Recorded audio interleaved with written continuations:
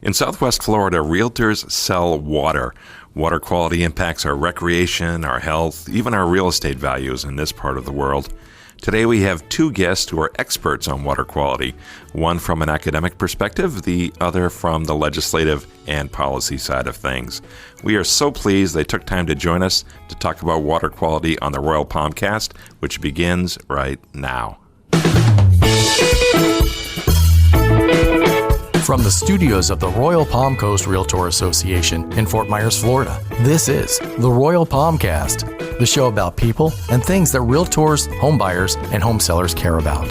And now, here's your host, Jim Sandville. Welcome to the Royal Palmcast. I'm Jim Sandville, your host, along with Jerry Johnson, coming to you from the studios of the Royal Palm Coast Realtor Association in beautiful, sunny Fort Myers, Florida. Jerry, how's everything with you? Good. Doing great. We have two really super guests today. I'm really thrilled to have them because they're here to talk about something that is super important to realtors and really every resident of Southwest Florida and the whole state of Florida, indeed the country and the planet. We have two experts in water quality coming at it from slightly different perspectives. First off, we have Andrew Rutledge. He works for Florida Realtors. He's one of the state's leading proponents of clean and responsibly managed water resources. Welcome to the show, Andrew. Thanks, Jim. Thanks for having me. Great of you to carve out some time to be with us today.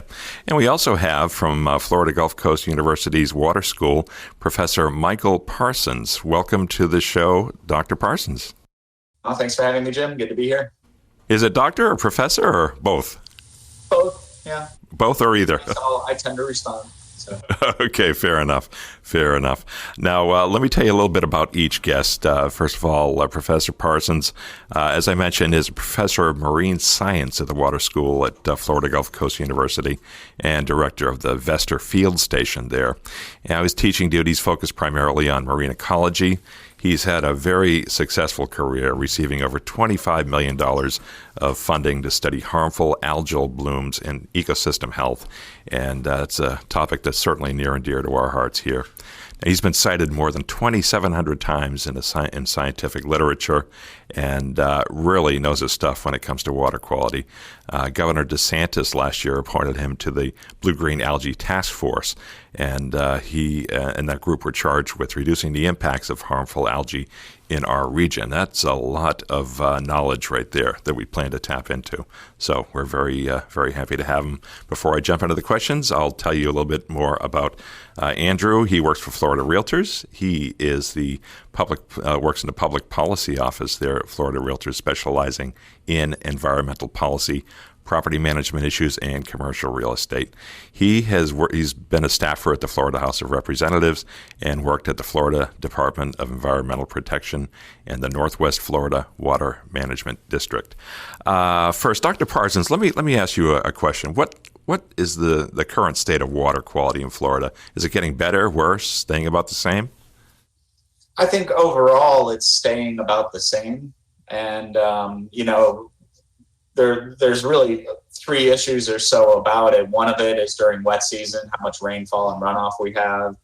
Number two, how is fertilizer being used, both by the public, by golf courses, country clubs, by agriculture. And number three, what kind of development or land use changes do we have? So on one hand, we see some growth in land use overall and development. Other things are maybe holding steady. New policies, new regulations put in place, restrictions for fertilizer use. But, overall, we've got a long road ahead of us, I think, on improving our water quality. Mm-hmm. We hear a lot about fertilizer runoff from Lake Okeechobee that comes down the Caloosahatchee River here between Cape Coral and Fort Myers. But it's not just Lake O that is possibly the source of problems, but also local golf courses, you said, for example, right? Yeah, it really depends on which area you're looking at. So, for example, if you're down in Naples, if you're down in Bonita and Estero, you're going to be more worried about what your local inputs are. If you're up in Cape Coral, if you're in Fort Myers, along the Caloosahatchee, Sanibel, you'll be focusing more on the Caloosahatchee just because, that's the That's the big water source and the big nutrient source that's moving downstream. But there are other sources of nutrients besides Lake Okeechobee that feed into the Caloosahatchee. Mm-hmm. What is being done in Lake O and the other areas that are impacting our water quality here? So it's, there have been many policies and actions taken in the past by Department of Environmental Protection, monitoring with the South Florida Water Management District and some water regulations, but we just haven't seen an improvement in the water quality. Most of the previous efforts really focused on phosphorus, and we're seeing that nitrogen is actually a very big problem, causing some of the blue-green algal blooms that we see. Microcystis, for example, that was the big issue in 2018, and over on the East Coast in St. Lucie in 2016. So we need to shift our focus a bit, and we need to do a little bit more, or a lot. Gotcha. Right. Sounds like it. Now, Andrew, tell me about what's going on legislatively with these issues. Yeah, Jim. So obviously, thanks again for having me.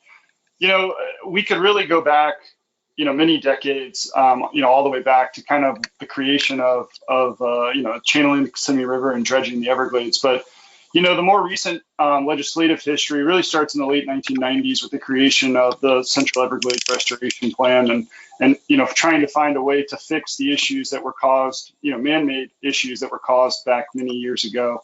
I've had this question a lot with a lot of the realtors around the state. And, I think the best way to look at it is, we were kind of putting a Band-Aid or some people would say putting gum in the holes of a dam for many years, slowly funding some of these projects, but not really investing any, sizable money to complete them in an adequate timetable. I think you've seen it was something that Governor DeSantis ran on back in 2018, and which was water quality around the state. And he's really putting his money where his mouth is. He's invested over $1 billion in 2 years, which Dr. Parsons might be able to back me up on this one, but I think that was more than we saw for probably the last 12 combined years almost on a lot of the appropriation side of the water projects. It's another thing I say to a lot of realtors is I don't think there's another issue in the state of Florida where, at least on Capitol Hill in Tallahassee, where there's so many people that see the same light at the end of the tunnel and are really working towards the same goal. And water quality happens to be one of them. And I think the reason for that is the massive amount of funding you've seen, and trying to get projects done, trying to get, scientific input from folks like Dr. Parsons on, the importance of a reservoir south of the lake and holding and storing water and trying to move it south. All those great ideas also cost a lot of money. So they've procured the money to do those projects, and they're in the beginning phases now of actually putting those into action. So I would say all in all, legislatively, there's a few policy fixes that some groups, the environmentalists might go to war with the ag people on, just little nuances here and there. But for the most part, there is a huge push collectively in Tallahassee with lots of different stakeholders to try to get as many of these projects off the books as we can, and to move water south and to move cleaner water east and west. So again, I think it's an encouraging time to be a water advocate in Tallahassee. Good. Sounds like things are going in the right direction there. Now, Andrew, you work for Florida Realtors, which of course is the umbrella organization for real estate realtor boards and associations like ours here in Fort Myers throughout the state.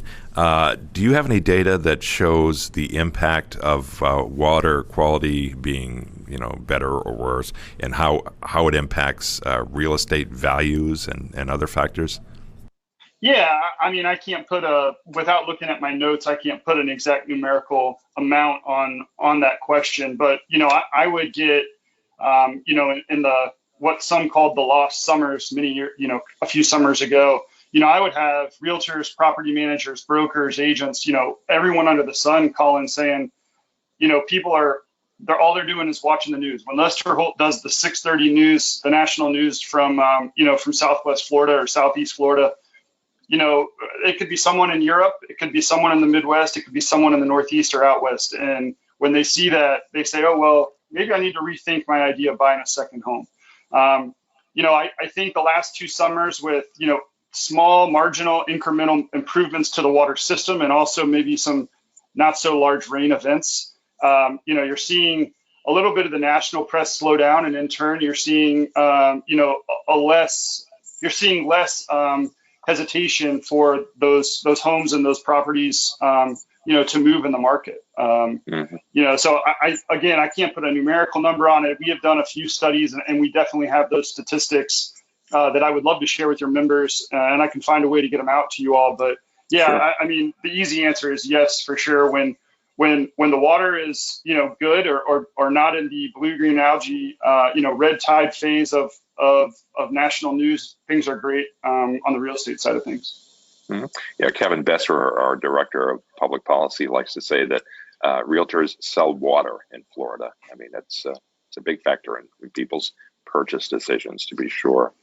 Now, if we take a look at some of the historic events that have occurred, Dr. Parsons, over the years, the 2010 Gulf oil spill, did that impact our area? It did not really have a direct impact.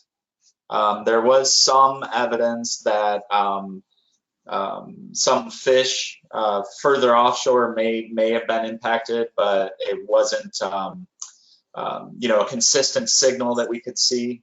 And some of the modeling efforts suggested some oil maybe reached up north of us, maybe towards the Tampa area and things like that, but nothing substantial.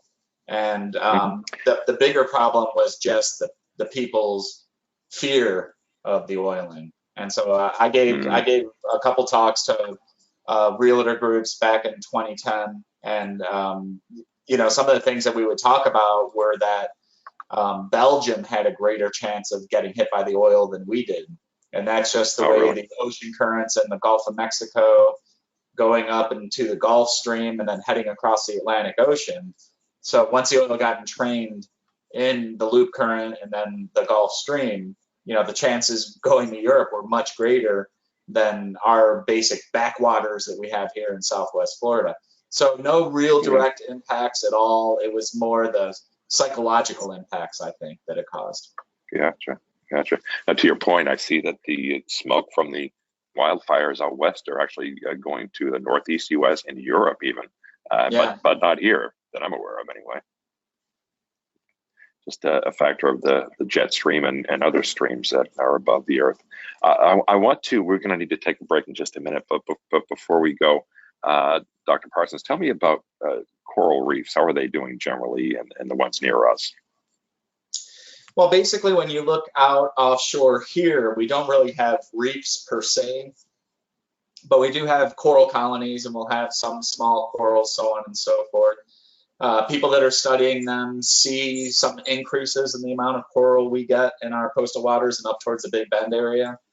But that's going to be a long-term process for that to actually really be able to call those a reef, hundreds, if not thousands of years.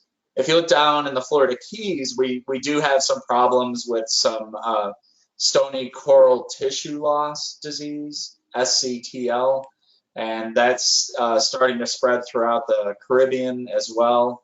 And so the reefs are having a hard time right now. There's stresses with temperature, stresses with nutrients, and stresses with diseases that we're still trying to get a grasp on. What role are we playing in it directly versus just the poor luck of the draw. But definitely there is a human component to this, and so we need to do what we can to try to protect or reduce the stressors the reefs are under. Sounds like it's not something easily reversible except by time, policy, and practices. Unfortunately, it's almost like COVID, and where we know this disease is spreading through the corals, and we just don't know how to stop it. Corals can't social distance. They can't wear masks. And so we're having a hard time, finding ways to combat the different diseases or even fully understand what's causing the diseases. What are the pathogens behind this? And so it's, it's a similar problem to what we're dealing with right now, unfortunately. And, these are difficult kinds of issues when we're dealing with pathogens. Sure. Thanks very much. Now we're going to take a very, very quick break and come back with our two water quality experts, Professor Michael Parsons and Andrew Rutledge from Florida Realtors. We'll be right back after this very brief word.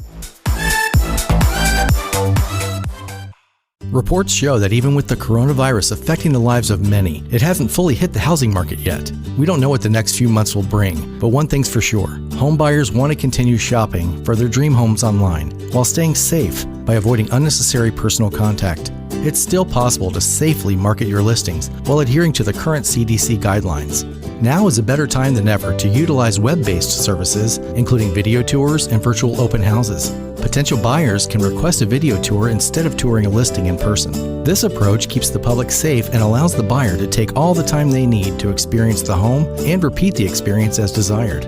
Virtual home tours allow buyers to move through the house the way they would during an in-person showing. In addition, they are statistically proven to generate more leads and will likely provide an additional boost to your listings with even greater exposure on services like Zillow. Association members also have access to showing time through the dashboard. This free application can help with video showings, including comprehensive information on how to set them up. And don't forget about social media. Facebook Live presents a huge potential for real estate agents to stand out, be cost effective, and abide by social distancing regulations. These alternatives are a great way to take preventative measures while maintaining your customers' interest in a property. Thank you and be well. Are you a realtor in the Fort Myers, Florida area or thinking of becoming one? If so, you should know that the Royal Palm Coast Realtor Association is here to support you. Sure, we offer access to the multiple listing service, but that's just the beginning. We also offer certification classes, exclusive online tools, and a peer network of over 7,000 local realtors and business partners. We also operate a Realtor store with signage, lockboxes, maps, and other Realtor essentials at our locations in Fort Myers, South Fort Myers, and Cape Coral. Our advocacy arm, RPAC, works to make sure your voice is heard in Washington, Tallahassee, and at the local level. We speak out on issues important to the real estate industry, like water quality, private property rights, and tax matters. Realtors from throughout Lee County, Florida, and beyond count on the Royal Palm Coast Realtor Association to help keep them at the top of their game. If you're a realtor or an aspiring realtor in the Fort Myers area, you'll want to take advantage of all we have to offer. Contact us today. You can start by visiting our website, rpcra.org, or by following us on Facebook, Twitter, or Instagram. The Royal Palm Coast Realtor Association is here for you. I'm going to make you a star. I'm ready. Where do I sign? Well, before you sign on the dotted line, let me tell you more. Listening? The Royal Palm Coast Realtor Association is looking for members who think they have what it takes to participate in video segments or other media production for the association, upcoming events, classes, special projects, things like that. I've been told I have a certain star quality. I believe it. Yeah, so what's my next step? It's easy. Just send an email to shows@rpcra.org with the word audition in the subject line. Simple. We'll reply with all the details, requirements, and forms you need for your audition. We'll review your information and let you know if you fit the part. But keep in mind, this is a real commitment. Writing, rehearsing, you gotta know your lines, recording dates, and real deadlines. And not everyone can be a star, you know. We're looking for actual writing and video samples. So email us today for your audition. Already doing it. Is green screen one word or two? You do have a certain quality. Ambition. Can't talk now. Gotta get ready for my screen test. How much does this pay anyway? Asking for a friend. Well, it's strictly a volunteer gig, but it's a great opportunity to get your name out there and may even help you build your business. That'll work. For my friend. Yeah. Okay. If you have what it takes to appear on camera in our productions, we want to hear from you. Any member in good standing who's interested and can meet the commitments and deadlines is encouraged to apply. Go to the RPCRA Facebook page or watch your member weekly update for more information. We'll follow up with you and may even schedule an on-camera audition in our Winkler Avenue studio. We will also ask to see or hear samples of your past work on camera, microphone, or in print. In Lee County real estate news today, single-family home sales are up 11%. Oh, brother. I'm Bill Steinke, and you're listening to the Royal Palmcast. This is Ned Hale. You're listening to the Royal Palmcast. This is Cecilia Sculthorpe, and you're listening to the Royal Palmcast. We are back on the Royal Palmcast. Thank you for tuning in and staying with us. We are speaking today with a couple of water quality experts who we're very pleased to have on the show. We have Professor Michael Parsons from Florida Gulf Coast University's Water School, and Andrew Rutledge from Florida Realtors. He worries about public policy there and takes action at the state level and maybe beyond. We'll find out. But thanks both of you for being here again. I want to ask both of you from each of your unique perspectives, how important is it to work with regional, national, or even international bodies to ensure clean water? And what kind of things do you or might you do? It's important for several reasons. One of them, for example, is that there may be different entities upstream of you.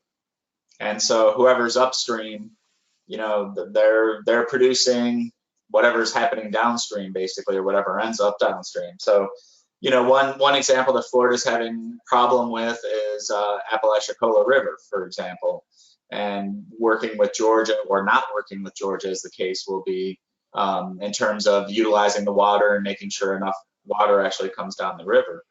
For Lake Okeechobee, you can look at the Kissimmee River all the way up towards Orlando and what's happening upstream there. In Africa, the Nile River, and then you're going cross country in that case. I think the other factor would be looking at success stories and maybe failures from other areas and learning from other areas that maybe have tried different solutions or different approaches that may be applicable to our needs here in Florida and in Southwest Florida in particular. So a lot of sharing of best practices and lessons learned, that sort of thing. Are there regions or states in the United States, Professor Parsons, where they're really getting it right and setting the lead for others? I think I think that's a little bit of a difficult question. Off the top of my head, I think that a lot of the efforts that have been put in place for the Chesapeake Bay, for example, and trying to reduce the nutrient, especially the nitrogen loadings that are coming in the tributaries to the north. And some of those tributaries extend up to New York State, go through Pennsylvania, go into Maryland. And so you have to go across 3 states. You have, other tributaries in Virginia, so on and so forth. And that was a big, cross-state and then federal at that point effort. And, they didn't really see impacts or positive responses from that for quite some time. But it looks like the system is turning around now. We're seeing more blue crabs, the oysters are doing better, the water clarity's better. So it was a pretty strong effort. But I think that could be considered a success story on one sense, but improved upon would be another question. Can we improve on what they were doing there? Mm-hmm. For me, with most of my work outside the state really deals with, working with our national association, working with, our 27 members of Congress and 2 senators and their offices, really trying to educate, really when DeSantis took office and took this huge initiative on environmental funding and making sure that our national association was educated on the issues and why it's important to our state and, how we can get them on board to help us out, through Capitol Hill and DC and the appropriations process there. And really, I think I don't want to slap myself on the back, but it took myself and many other members in this, Realtor organization in the state to spread the word within the committee meetings and the committee groups at the national level. And, there's an environmental committee at the national level, really just educating those folks as to why this is important and why we need help. And you're seeing, education really panning out with, getting help from getting help from Congress and the Senate and also from OMB and the White House on, whether it's a special project or it's, just Everglades restoration in general. So, again, for me, it's much more of a kind of a Florida to DC thing, but it was interesting to listen to Dr. Parsons kind of share state by state success stories. Mm-hmm. Yeah, I remember many years ago, before the Clean Air and Water Acts of, I think, the 70s, it was a different situation in this country, New England, where I'm from. The water was not very clean in Boston Harbor and the Charles River. Love that dirty water was a big song up in Boston. So things are changing for the better, but let's hope they stay going in that direction. Have you folks, each of you, been impacted by COVID in your work, other than the normal, more time working from home, possibly? But how has it affected you? I mean, I'll go first. Frankly, like you said, other than being extremely good and well versed in Zoom now, it's been tough, to be honest. Usually in my line of work, the summers are times to go listen to the experts like Dr. Parsons and the other folks at the various summer. There's a great week-long school called Environmental Summer School down here in the state of Florida. Usually happens down south of you guys, I believe, down in Marco. That's a great way for myself and other lobbyists and other kind of stakeholders in Tallahassee, to make sure everyone's on the same page, make sure everyone's educated. And I want to say, I think some of the really good work, whether it's Springs restoration, it's Everglades restoration, it's beach funding, I think that's where a lot of those issues kind of grow legs and spread like wildfire. And the next thing you know, during the legislative session, there's bills and appropriations for them. I think it'll be interesting this year. Myself and others have stayed in touch, and we kind of are all on the same page still. But it'll be interesting to see how session plays out with, not having those opportunities in the summer to help educate other folks that might not be as in the loop as to how they can help us. Sure. Dr. Parsons, certainly in the academic world, there have been impacts. How are things at FGCU? Yeah, in the springtime, we had to go virtual on classes. We shut down all of our summer programs. We're in a hybrid format right now for the fall. That seems to be working fairly well. We do have a case here and there of COVID among students and staff, but it's no greater than we see in Lee County and Collier County. But our productivity, I would say, has been hindered a bit in terms of, as Andrew mentioned, any kind of networking. It's, when you're doing face-to-face and maybe having a cold beverage and things like that to help, grease the wheels and gears, you tend to get pretty efficient on that. And right. Zoom calls, that's a way of the world, and they're not the easiest thing to do. But yeah. We're coping, and just like I think everybody, we're hoping to return to normalcy as soon as possible. But we realize, we have to take it one step at a time. Gotcha. Now, how about in research? Is that being impacted by COVID? We've stayed pretty consistent, fortunately, for our blue-green algal work and our red tide work that we're doing offshore here. Down in the Florida Keys, our work has been put on hold the whole year. So we're hoping to get out. We were hoping to get out in September, but we're almost we're past the halfway point in September now. So maybe we'll kick the can down the road to October. So not fully there yet, but in some parts we're staying good, staying strong. Sure. Another topic, and it's a big one, that you both have some interest and some actions based on climate change. Talk first of all, you, Dr. Parsons, talk about climate change, what your thoughts are generally. Well, basically, given the argument about climate change, the thing that people have to realize is that temperatures are increasing and sea level is rising. So you can't argue that. That's what the data are showing. And so if you look at our coastal communities, we're going to have to prepare for those rising sea levels. Just look at South Beach, look at Miami, look down in the Keys, look at areas that are consistently dealing with high water events, the king tides, as we call them. With the warmer waters, there's really good, strong evidence that it's causing wetter hurricanes. There could be argument on stronger hurricanes, but as Andrew is dealing with, and unfortunately people west of where Andrew is right now, Sally continues to dump a lot of rain. So we're seeing some effects that are going to really strain our resources a bit and our infrastructure. And some communities are starting to prepare for it. And I think that's just going to be a fact of life. You're not going to stop the ocean from rising. So we're going to have to adapt. And I think some forethought and smart planning on that front will really help us in the long run. Mm-hmm. Do you encounter climate deniers, for lack of a better term, in your world? Yes, I do. And I think the issue there is, as a scientist, we're not doing a great job of conveying the difficulties of doing the predictions. It is the problem is that we don't know how the planet is going to respond exactly to increasing carbon dioxide and greenhouse gases. There's no doubt that carbon dioxide helps retain heat in the atmosphere. There's no doubt. But what is that heat in the atmosphere going to do? And that's where you start getting into really complex mathematics and modeling to see how the planet is going to respond. When we talk about polar vortexes, for example, a lot of that is due to the fact that the tropics are heating up and you're creating instability that allows the colder air to move down towards the tropics. So you don't expect that.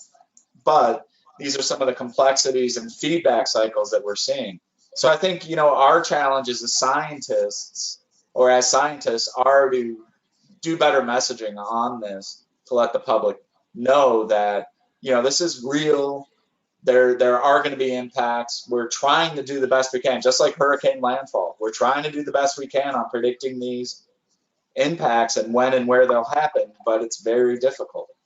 Mm-hmm. So it's not just a matter of science observing and documenting data, but also from Andrew's side, the public policy side, the climate change represents a big challenge. Talk about what your efforts are in that area, please, Andrew. Yeah, I mean, I think from a policy side, I think the biggest issue that the realtors, have faced in the past and will continue to face moving forward is flood insurance. That's a hot topic. It's a popular committee to sit on at the state and the national level to kind of know and help kind of craft and push ideas and policy, whether it's to the state level or to Congress. And, it's a complicated issue. It's something that one of our most experienced staffers in Tallahassee, that's kind of his pet project. And, it seems like, every time there's potential for action at the federal level, it seems like it kind of just gets kicked down. The can just gets kicked down the road. And I think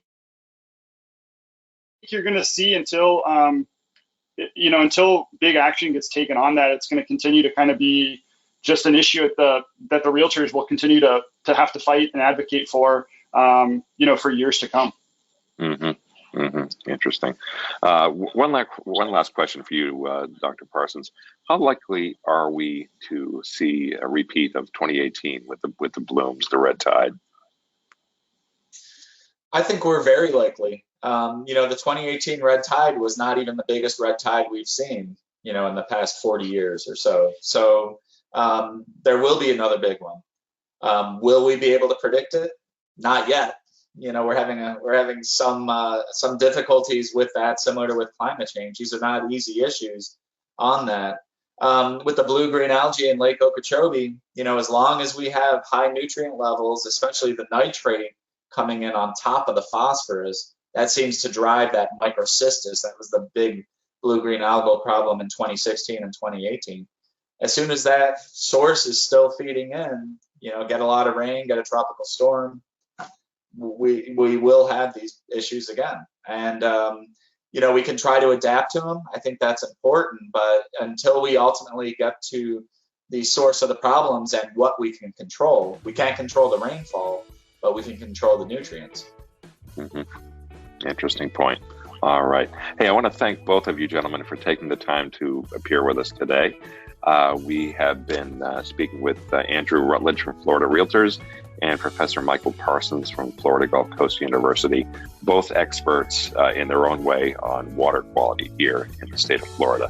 And with the whole realtor community, as we've said before, we sell water. So it's a huge issue, quality of life issue, as well as a health issue for all of us on the planet. So I want to thank you guys for enlightening us today. We really appreciate it. You're welcome. Thank you. Yeah, thanks for having me. I appreciate it. Our pleasure. We're going to wrap up this episode of the Royal Palmcast now. We are coming to you from the Royal Palm Coast Realtor Association in Fort Myers, Florida, where we are blessed to have a wonderful staff that is led by Beata Jones, our CEO, who is very supportive of our efforts here to get the word out to you, the realtor, and indeed the community at large about what's going on in Southwest Florida that impacts you. My name is Jim Sandville. I'm here with Jerry Johnson. If you want to get in touch with us, you can do so by sending an email to shows@rpcra.org. And be sure to listen to our other podcast, Realtor Riff Rap with Nick Vagelis, and our YouTube video show, Realtor's Corner with Nick and Joanna Rao. Thanks for joining us. We'll look forward to seeing you again next time. Thanks for listening to the Royal Palmcast. Tune in again for more episodes and make sure to check out our sister podcast, Realtor Riff Rap, and our video news show, Realtor's Corner, which can be found on the Royal Palm Coast Realtor Association Facebook page and YouTube channel. Sponsorship opportunities for these programs and more coming soon. So stay connected with RPCRA and stay tuned. This has been a production of the Royal Palm Coast Realtor Association.